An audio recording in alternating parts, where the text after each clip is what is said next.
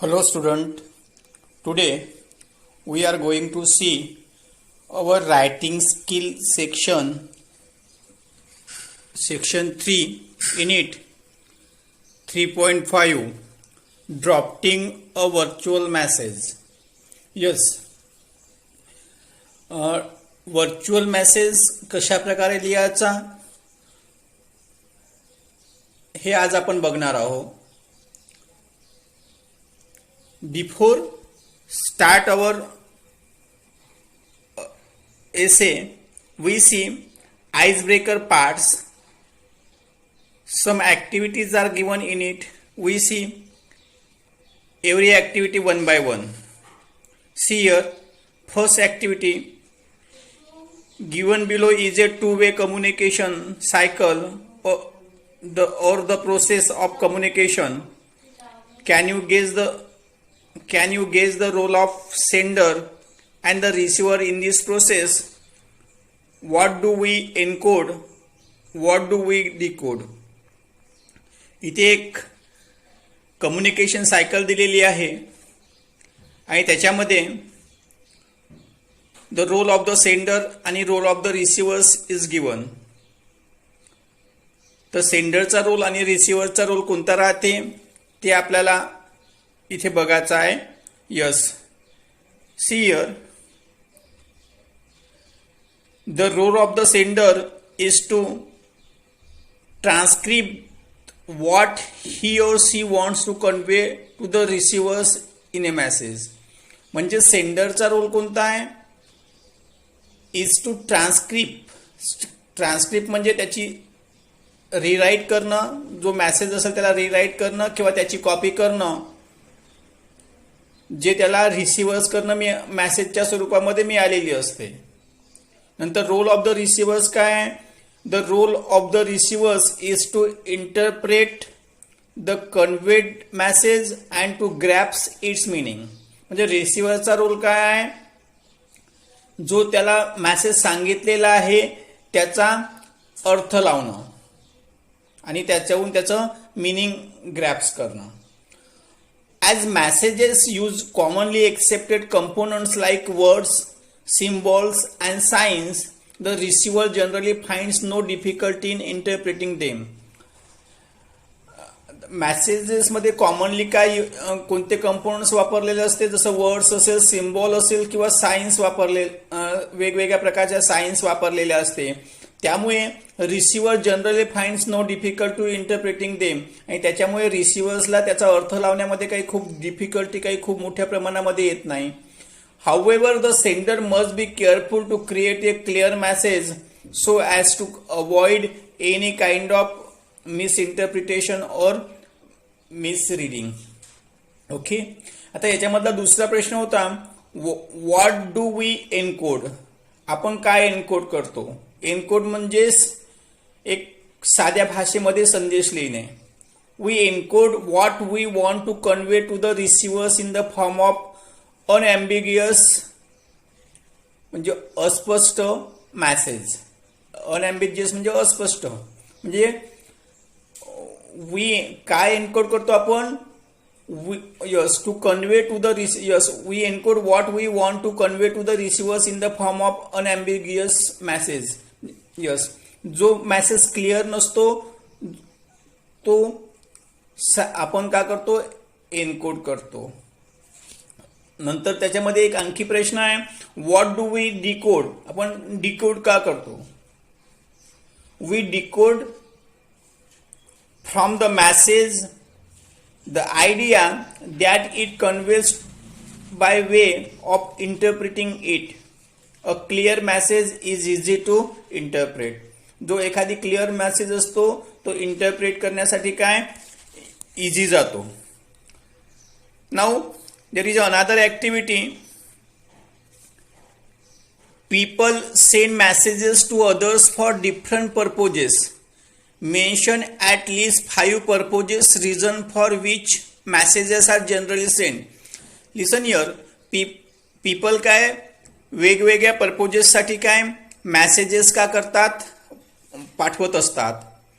तुम्हाला का करायचं आहे? Mention at least 5 purposes or reasons for which messages are generally sent. जे लोक ज्या वेगवेगळ्या 5 पर्पजेससाठी मेसेजेस पाठवतात आहे ते 5 पर्पजेस इथं तुम्हाला लिहायचे आहे. Here is the purposes are given. Listen. To inform the receiver about the facts, event or ETC. म्हणजे रिसिव्हरला एखादी फॅक्ट असेल किंवा एखादी इव्हेंट्स इन्फॉर्म करण्यासाठी लोक मेसेजेस पाठवतात. दुसरी गोष्ट आहे to express feeling like sympathy, solidarity ETC. तिसरी आहे to influence the decision, attitudes ETC of the receivers. Fourth आहे to meet social expectations like expressing thanks, congratulating, wishing on special occasions ETC. आणि fifth आहे to make the receiver imagine different scenario, possibilities ETC. या 5 वेगवेगळ्या पर्पजेससाठी काय people messages काय पाठवत असतात. Now there is a third activity also. Given below is a T diagram explaining 2 major types of messages. Complete the blank boxes in the diagram. One is done for you. आता इथे 2 वेगवेगळ्या प्रकारचे काय messages दिलेले आहे. कोणते 2 वेगवेगळ्या प्रकारचे मेसेजेस दिलेले आहे? इनफॉर्मल मेसेजेस आणि formal messages. These are the 2 types of messages. आता दोन्ही प्रकारचे मेसेजेस काय रिटर्न फॉर्ममध्ये असतात किंवा रिटर्न फॉर्ममध्ये असतात असं म्हणू शकतो. आता इन्फॉर्मल मेसेजेस आणि कोणाला पाठवले जातात आणि फॉर्मल मेसेजेस कोणाला पाठवले जातात. Now we see here. Listen here.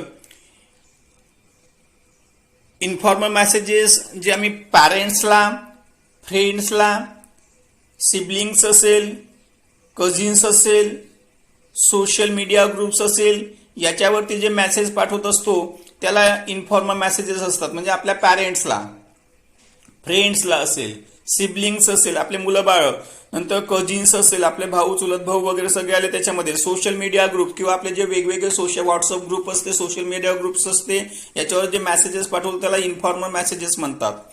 Formal messages कोणाला म्हणतात?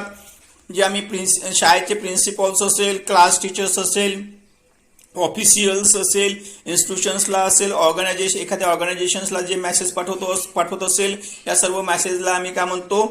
फॉर्मल मेसेजेस म्हणतात. जसं आपण लेटरमध्ये इन्फॉर्मल लेटर्स आणि फॉर्मल लेटर्स आहे त्याच प्रकारचे हे इन्फॉर्मल आणि फॉर्मल काय मेसेजेस आहे. Now we start our essay drafting a virtual messages. First we see the introduction. Communication is an integral part of human nature. Exchange of ideas, thoughts and information from one person to another is communication. So what is the communication? Yes, communication is a exchange of ideas, thoughts and information from one person to another. Yes, म्हणजे जे काही ideas असते, thoughts असते किंवा काही information असते एका व्यक्तीपासून आम्ही दुसऱ्या व्यक्तीपर्यंत पाठवत असतो. Such exchange of ideas, thoughts and information is called as communication. त्यालाच कम्युनिकेशन म्हणतात. आणि communication is an integral part of human nature. आणि काय ह्युमन नेचरचा, मानवी स्वभावाचा काय इंटेग्रल पार्ट आहे, खूपच महत्वाची असा काय भाग आहे communication. As the most intelligent animal on the planet, humans have derived different communication process to express themselves and understand each other. You know that animal is considered as the most intelligent animal on the planet. Humans have derived different communication process to express themselves and understand each other. So human is considered as the most intelligent animal on the planet. त्यामुळेच humans have derived different communication process to express themselves and understand each other. त्यामुळे humans जे आहे तर वेगवेगळ्या प्रकारच्या कम्युनिकेशनच्या process काय वापरत असतात एकमेकाला समजून घेण्यासाठी वेगवेगळ्या प्रकारच्या कम्युनिकेशनच्या प्रोसेस ह्युमन्स बीन वापरत असतात. Before the advent of oral communication non verbal methods were use. आता ओरल कम्युनिकेशन उपयोगामध्ये येण्याच्या पूर्वी non verbal methods were use such as gestures. आधी काय, nowadays the oral method come into existence. Before that non-verbal methods were used such as gestures. ते non verbal methods वापरायचे. Non verbal methods म्हणजे कोणते, gestures असेल, फॅशियल expressions असतील म्हणजे चेहऱ्याचे हावभाव असेल, आणि मुवमेंट्स म्हणजे they express their feelings or they made communication with others. Before the oral communication method come into existence, they use the non-verbal methods, and in it they use the gestures, facial expressions and movements. Communication can be in various forms such as. आता असं म्हणता येईल की communication आपण वेगवेगळ्या फॉर्मचा उपयोग करून काय आपण दुसऱ्यांसोबत काय कम्युनिकेशन करत असतो. The first one is the oral communication. आम्ही ओरल कम्युनिकेशन मोस्ट ऑफ लोकांसाठी, जास्तीत जास्त लोकांसाठी ओरल कम्युनिकेशनचा आम्ही वापर करत असतो. नंतर आम्ही रिटन कम्युनिकेशनचा पण वापर करत असतो. आता ओरल कम्युनिकेशनमध्ये आपण बघितलेलं आहे की we talk with others on mobile phone yes and through सगळी इंटरनेट फॅसिलिटीज वगैरे. नंतर रिटन कम्युनिकेशनमध्ये सुद्धा आम्ही पत्राच्या माध्यमातून कम्युनिकेट करत असतो आम्ही दुसऱ्यांसोबत, किंवा ईमेल असेल वगैरे वगैरे. यस. आणि काही व्हर्च्युअल मेसेजेस सुद्धा आम्ही देत असतो. Okay. Yes. Virtual means the messages in which we use the technology. Such messages is called as a virtual messages. म्हणजे मीडियम ऑफ मेसेजेस 3 प्रकारचे मीडियम ऑफ मेसेजेस आहे असं आपल्याला म्हणता येईल. ओरल मेसेजेस, रिटन मेसेजेस आणि virtual messages. Now we see the definition of messages.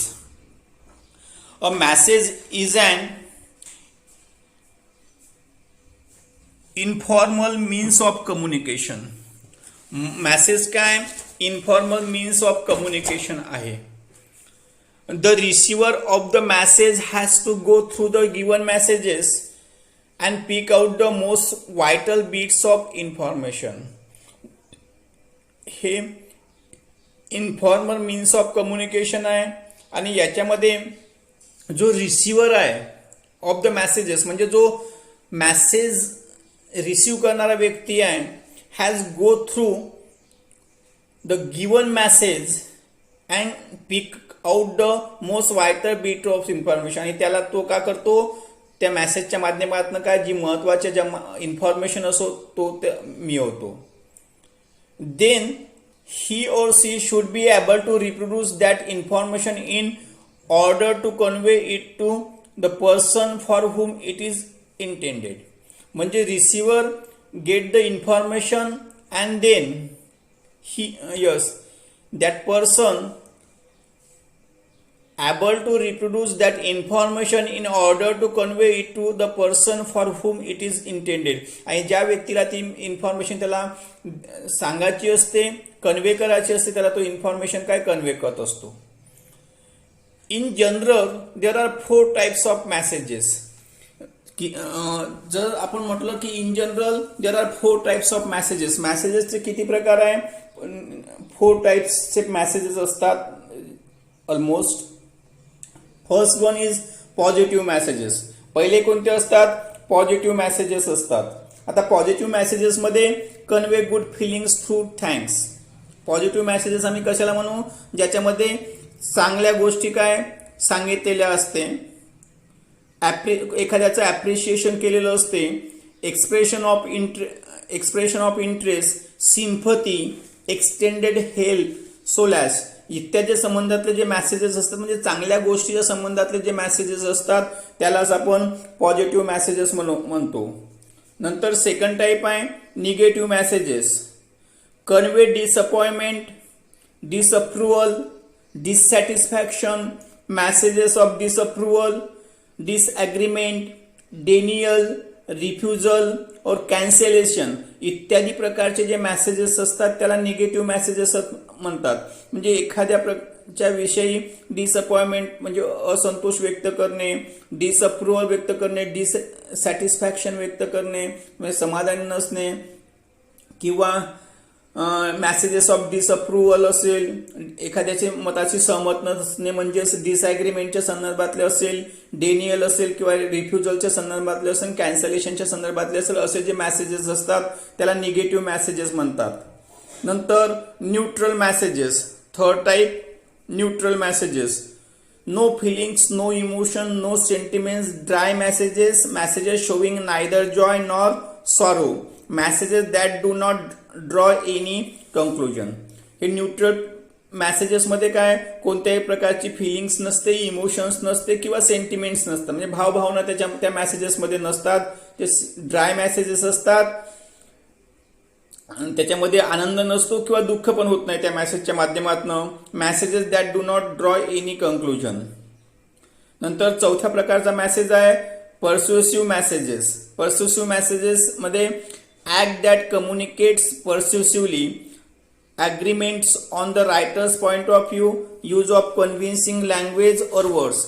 पर्सेसिव्ह message मध्ये convincing लँग्वेजचा उपयोग केला जातो आणि जो मेसेजेस पाठवणार आहे त्याला ज्या पद्धतीची आवश्यकता असते त्या पद्धतीने तो त्या रिसिव्हर्सला काय कन्व्हिन्सिंग करण्याचा, पर्स्युसिव्ह करण्याचा काय प्रयत्न करत असतो. Okay, now we see the definition of virtual communication.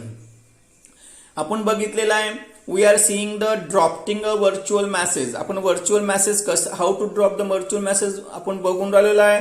तर what is the virtual communication. Virtual communication म्हणजे काय. Nowadays this virtual is a word use everywhere because everywhere there is corona, and due to that corona the schools